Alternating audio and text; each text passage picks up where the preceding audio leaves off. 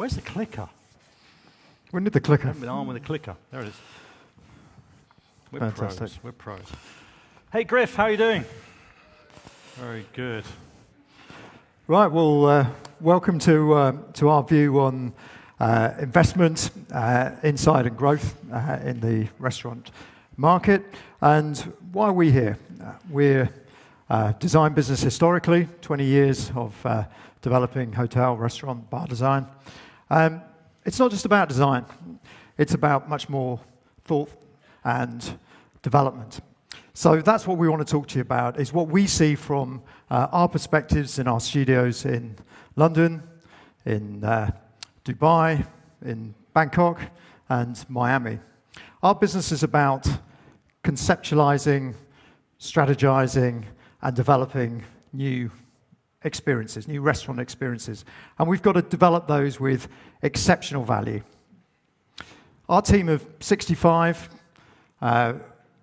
people who design, who create, and now we've, with Stefan's help, developed a business around consultancy and strategy. The thinking part of our business isn't maybe a part you'd expect to see in a design firm. And it was inspired in many ways when I crossed the fence, let's call it that, from IHG, from Starwood Marriott to Keane. I was frustrated on that side of the fence that I wanted not so much great design, but a solution, an answer. If I had a site, a location, wasn't sure what to do with it, design was one part of the picture, but it was more the thinking piece that I was lacking, if you like, and a few people would agree with that. So that's where the thinking element of Keane, if you like, came from. What we're going to do today is talk about three aspects. It's an investment conference, right? Growth, which is key to all of us, investment and trends and ideas, and then thirdly, a piece of insight.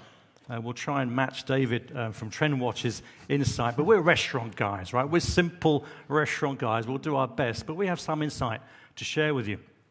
Now, in terms of growth, we might have been a little complacent in Europe, Middle East as well, because we've depended on growth. Growth has been the real kind of panacea, the solution for everything. We've ridden along the wave and come out the other end with some money in our pockets.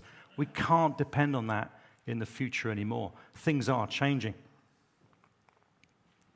I'm going to kick off with Middle East. It's an area of the world that I know best. And some of you will be frustrated if you're from Africa, if you're from Russia. We're not going to touch on those parts of the world. Forgive us.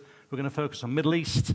We focus on Europe, mostly UK, and on Southeast Asia. We can cover that in our time, so apologies to those countries we overlook. Middle East, for 1/3 of the crowd here, you'll know this market. I've got to start with Saudi Arabia. The place is booming. It's an extraordinary place. We've been spending a lot of time there recently. The level of the pace of social change there is frightening, from women driving. I said frightening and women driving in the same sentence, and I've regretted that already. But it's frightening, the level of pace that's changing there. Women with their hair out, wearing trousers, smoking, live music, bands. The place is almost unrecognizable. We'll explore Saudi in a moment in terms of social change, because it's a fascinating place. Dubai has, yes, of course it has, reached levels of saturation now. The level of mall growth and of casual dining restaurants has been extraordinary, dominated by the US brands in the main. But the one area that really struck us recently was the opening of Caesar's Palace. Now, I'll let you draw your own conclusions from that, but with Caesar's opening in Dubai, that could also change the dynamic of Dubai and the Middle East pretty soon. I think in Europe, and particularly in the UK, we're in a very saturated market position, oversupply, under demand. Some highlights in the malls, the importance of F&B to mall operators, really giving up to 10% of their retail space to F&B, and people like Westfield getting about 12% of their revenues coming from F&B tenants. Obviously, as we've been talking about, the digital platform and food delivery being a big part of the growth that we are seeing in that case, and some other areas, things like membership clubs, very, very important. Competitive socializing, we'll come talk little bit about that later on. And doing some projects out in Miami at the moment, and it's incredible just seeing how different and how vibrant that city is, for instance, where we're seeing massive city centre redevelopment and some really exciting new mixed-use developments and some very exciting new restaurant concepts that we're driving out there. Southeast Asia is in a part of the world that is booming in many ways. The ASEAN, one single economy grouping of nations in particular. We've opened a studio in Bangkok. We've invested in Bangkok. We're confident that area will take off. And I think if you go there, you'll see the Chinese tourists and Indian tourists as well getting onto huge boat trips and snorkeling trips. The Chinese, only 6% of the Chinese have passports. So when the remaining population starts to get passports, they're going to really influence Southeast Asia and across the world. Singapore stands out from its collection of celebrity chefs. Quite unique. Not many cities in Southeast Asia have that. And there have been some striking malls opening recently. Central Embassy, have a look at it, is a mall which has remarkable architecture and sightlines, but their food court just defies imagination. There are not the usual collection of American brands in there and quick service brands. There is a real take on the Bangkok street food, which I think is absolutely world-class. Central Embassy. Okay, so I've had a little look at there's some of the perspectives, but what does that mean in terms of investment opportunities and what are the trends there? What can we to look a little bit more drilled down into? Some of the Europe and US perspectives and opportunities. We've seen a lot about celebrity involvement in fashion and cosmetics, but an interesting one into food business was a project we worked with the Bob Marley family estate last couple of years, and just how powerful that as a construct can be, where it's representing that experience that we were talking about in the trend watching presentation, where people want to be connected to an identity or a legend that they feel part of. This isn't about celebrity chef restaurants. This is a broader thing where people connect to an identity, a tribal nature. So very interesting, actually, was the value for, and this has been in the news, it's no secret, but the biggest value that the Marley family license was sold was for hash. So obviously we're seeing a lot of liberalization in the States, and the $100 million license for that category was really reflective of how they see the opportunities growing in that. And I think with F&B as well, we should be mindful of how that impacts us on us. I mentioned competitive socializing earlier on. We talked about things like shuffleboard, swingers, flight club with darts, but there's also some amazing new ones coming in, like Bally Ballerson, which is really tuning into that play that we were discussing earlier on in the trend watching. And this has been in London particularly, but coming out in other cities as well. In Europe, we're seeing brands like Brewdog with Brussels, really trying to drive that move away from just being in London. Another interesting trend we're seeing quite a lot of is about zero proof, so no alcohol drinking. What do you drink when you're not drinking? The days of sticky, sweet, sickly drinks being replaced with some quite interesting new products in the market, which are products like Seedlip that you might have heard about, which is a non-alcohol distilled product, which you can make cocktails. And this represents 20% of all of the cocktails sold at Be It One, for instance, in their 40-plus UK cocktail chain. Premiumization, really an important part in the market, and that's where some of the growth is taking place. So we're seeing a higher-end experience, people desiring brands like the Ivy delivering that. But even in the mainstream, the success of Mitchells & Butlers brand in the UK, Miller & Carter, expanding, and even expanding into Europe with the site opening in Frankfurt. So premiumization being a big part of that. A lot being underpinned by technology and the ability to deliver that. But it's an interesting question, isn't it? Are these technology companies or are they delivery facilitators? They're certainly being valued as technology companies. And what they're achieving in growth is phenomenal. But they also are looking at how they can create more premium delivery and access to a better experience. And that's something we're working with a new hotel concept in Antwerp, which is about using technology to access all of the F&B services in the hotel. So not quite to the level that we were seeing with the robots in Japan in the previous presentation, but certainly being able to facilitate your personal preferences and access and pay for all your F&B, and be able to have simple automated delivery points for everything from a beer wall to coffee directly from the tables. That allows the team to be much smaller, but also to provide that extra bit of personal interaction that isn't just about the functional delivery. It's about the engagement and the emotional connection that those brands want to be able to take. And WeWork, I'm sure you're all familiar with the co-working space concept here in Amsterdam. They're looking at a really strong recognizing their strong community. I mean, they already provide free coffee and free beer on every one of their work floors, but thinking about how they can take that further into a restaurant offer, and not only just for the community, for the members they describe, but actually becoming a destination where people want to come and experience that who are not those members. So it's really interesting how a concept that's all about work has become directly into our restaurant space. And a couple of other, click on. Impressive. We're waiting? I'm pressing. Okay, thank you. Might also be familiar with these. Trying to iron out the peaks and troughs in the trading pattern of restaurants. So Reserve charges you booking fees for those hard-to-get tables at those popular restaurants. So technology working onto a different level, facilitating that difficult, annoying part at the end of the meal where you just want to go, and it's the hardest time to get any service, so you can pay the bill through the app, and obviously supported by data, and that's what's driving it. But another one, again, last-minute bookings, and this is about surge pricing. So following the model adopted from theatre to airlines, and being able to purchase to recognise the level of demand, and these two different platforms are coming together. So they're recognizing the desire to provide a seamless guest experience through dining. In the Middle East, historically, the industry's been dominated by American brands. We're starting to see some local brands pick up.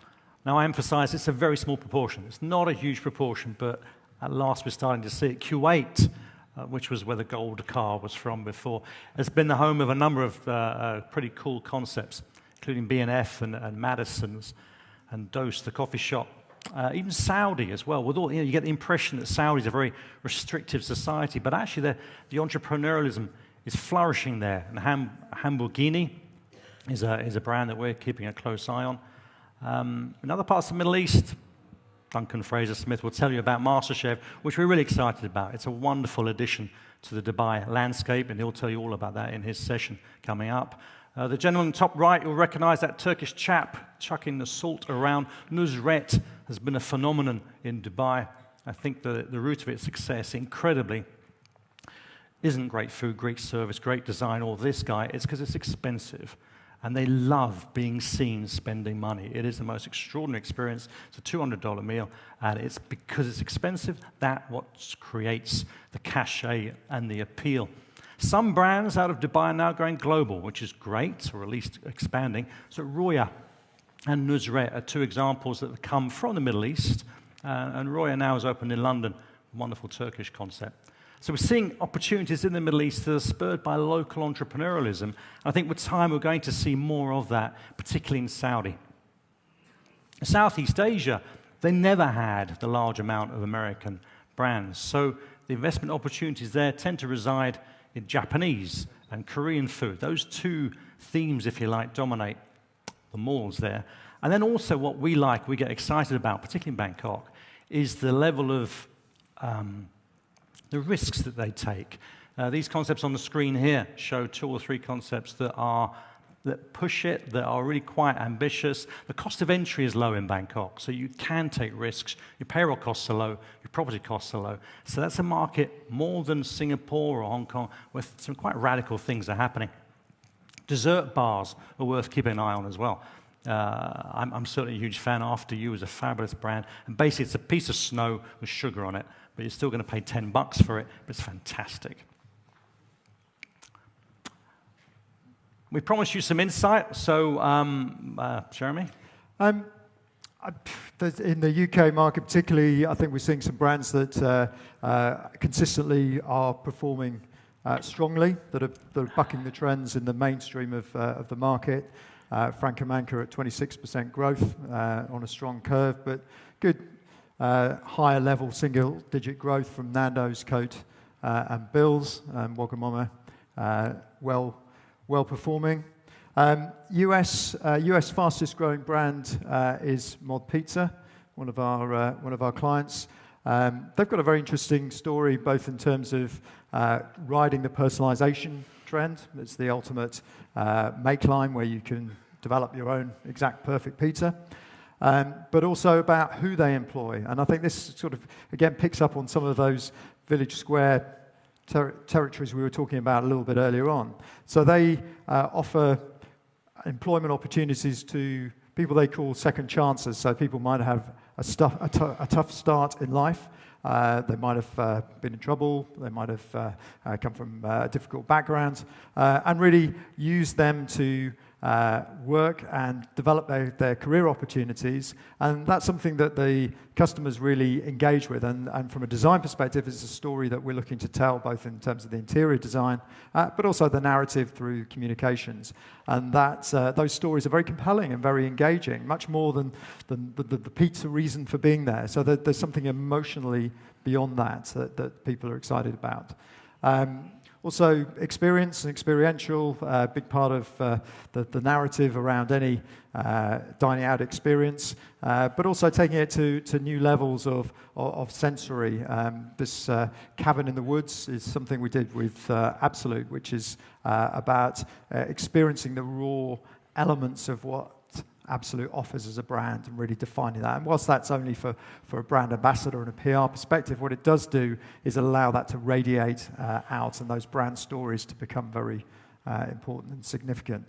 And lastly, within this space, I want to talk about the elements of being a good business. Again, part of the trends that we were talking about, but how businesses and customers need to develop, for particular businesses, a story around what they're doing to take their responsibilities seriously. That third bottom line of what are you doing beyond making profit, looking after people, what are you doing for the planet?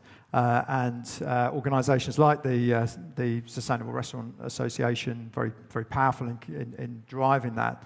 But it's working even into simple levels of social and political change. One of the projects we were looking at quite recently was about how you could, in the fast food market, in the QSR market, develop a chicken concept, which is probably the most popular food to that demographic, that is going to be more healthily cooked, that's going to use better cooking techniques, is going to have a better blend of ingredients. So you're changing health outcomes at the lowest level. And this is a government initiative, but working with our industry to try and change and improve the experience from a health perspective.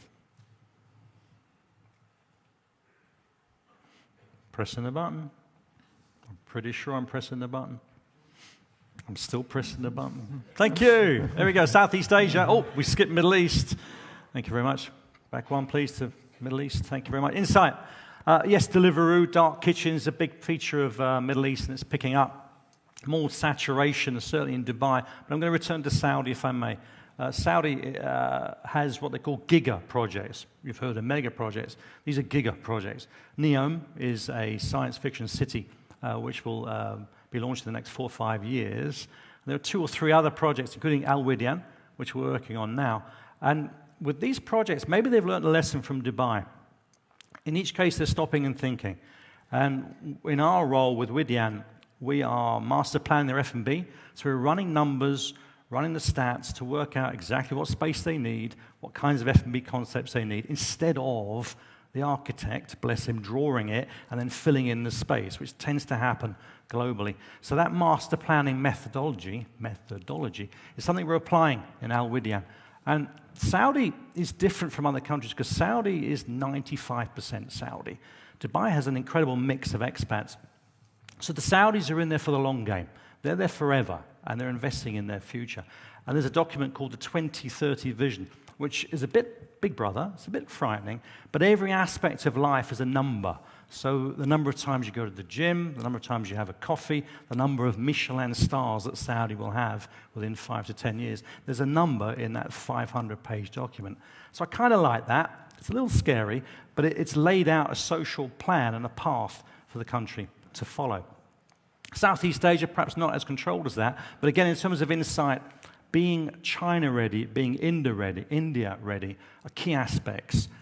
Menus in Chinese, menus that are also in Indian languages as well. And just to understand the different cultures of those people is a key part going forward. So when we open this, we talked about the complacencies of growth. The growth will come from China and from India and from Saudi within our sector. Other areas that struck us were in Korea. Korea's worth a visit. The malls in Korea, particularly this one, bottom left, the Hyundai department store, is an extraordinary food court, one I've never seen before. And again, it's miles away from the red and the yellows of KFC and Burger King. And a recent mall opening in Bangkok typifies how they're bringing entertainment into the mall experience instead of just retail and food. So TMG have linked up with AEG from the US, an entertainment firm, to deliver a mall of the future, because they know that malls are now about entertainment.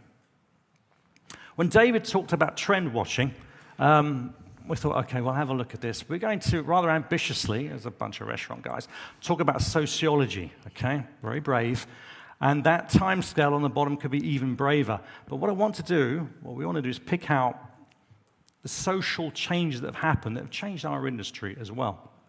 We've already talked about Saudi and how that's changing. But if you go back, only one person in the room, the great Peter Backham, will probably know what the 1789 is, and the French community will know. But why the French Revolution? That incident, over those years of the Revolution, led to the creation of this wonderful industry. The rich, the noblesse, kicked out their cooking teams, their chefs, etc., onto the streets. These poor people could do nothing but cook. And so they created, and you probably know this story, the restaurant, a special drink to drink that refreshes you, and from which came our industry. So thank you, the French. Thank you, vive la révolution. And it followed a few years later with a few other things that happened. Notably, I am pressing this button. I'm still pressing the button. Notably, women working factories. The First World War meant that women started working, they weren't able to cook, and it led to a rise in the restaurant sector, including, of course, working women. And then across other aspects of social change, the income distribution, the middle classes. India's middle class is pushing 120 million people now. That's a huge driver. Other aspects, pop music have influenced our business. Paid holidays, which only happened after the war, right? But it meant that people then traveled, and they were able to, from which came tourism, the restaurant community, immigration, particularly into Europe, particularly into the UK, meant that the Indian community gave us restaurants. I'm not sure what we had in the UK before the Indians arrived, but it meant that the immigrants were the ones that drove different types of food, certainly in the UK and across Europe. And then by the 50s, formulaic menus came up. So it was out of the US, these wonderful old brands that started to grow and could be cut and paste across the nation and internationally. International travel, tourism, and then mall developments, of course, which is a recent feature. So going forward, some of this mirrors what you've heard from David, from 2047 on, the grotesque image of drones delivering your coffee. But yes, this personalization of food is certainly going to be a feature, and the isolated hermit that David describes as a frightening reality. Dark kitchens, which of course many of us are involved in, and the scenario of what that effect that will have on our industry, and even going as far as virtual reality and pills and nootropics, enhanced experiences through these chemical substances. What effect will they have on our industry? There's a little giggle from the front row here. And bots as well. We heard this earlier from David. What influence will that have? There's one restaurant which we'll show you in Boston called Spice. Again, robotically generated food. So those were the social changes. If we look at other aspects in terms of technical changes, who's that guy? Ray Kroc. Thank you very much. Ray Kroc and his milkshake machine. He wasn't a hamburger guy, he was a milkshake salesman who went around the US, sold this machine, and then realized that maybe we should be selling food as well, which led to McDonald's, of course. So post-war, this guy and that machine, and that piece of technology, had a real effect on our industry. And it led to, of course, the mega brands that we know these days. Jumping forward 50-odd years, the mobile phone, the internet, created such a change in terms of the delivery sector as well. Still pressing. And food delivery, of course, back in the early 90s. And this could be the next aspect. Our phones could be redundant and replaced by contact lenses so that you could be ordering online through your eyeball. It's the age of communication. Things are changing at a rapid rate. And this is Spice in Boston, a robotic restaurant. And again, this could be a vision for the future. I'm still pressing. It's bizarre, I'm talking about technology, and this is the biggest challenge. The single biggest challenge I face is this damn green button. Where's your eyeball? Exactly. Okay, so to wrap up and shamelessly use our own piece of branding here, but getting over these messages, I think, really important for kind of trends and changes within the industry. So lifestyle, particularly those huge growth in the demographics for India, for China, for Southeast Asia, for Saudi, huge cultural changes, huge changes in tourism numbers, huge movements of people's preferences, and very different to what we're used to, our kind of red meat and potato-based food offer. You know, this is a completely different set and not underpinned with alcohol as a currency. And then within design as well, a lot of really exciting new design thinking, that certainly in Southeast Asia and China, the design aesthetic is good. The approach, the way technology is enhanced, as we saw, really makes things very different and very exciting. So we're embracing that from direction and from influence, and I think it's going to be something that goes the other way. It's the reverse of the transatlantic that we've seen over the last few decades, where actually there's a much more aesthetic, much more sensitive influence from a design perspective that's coming from the East. The same way that David left you with the message about to change your way you see things, the thinking piece is the piece that we'll end on. And in essence, what we're saying here is the stop and think piece. It's the piece that there is a revolution in thinking, that we can't rely on growth anymore to be the driver of our industry. We have to stop and think. So when in Saudi they build a big mixed-use development, it's the application of different tools that can be used there to choose the right route forward. Now, this is an investment conference, and we know that investors are becoming more and more demanding going forward, and that's the last message we'll leave you with. Thank you. Okay. Put that back on then.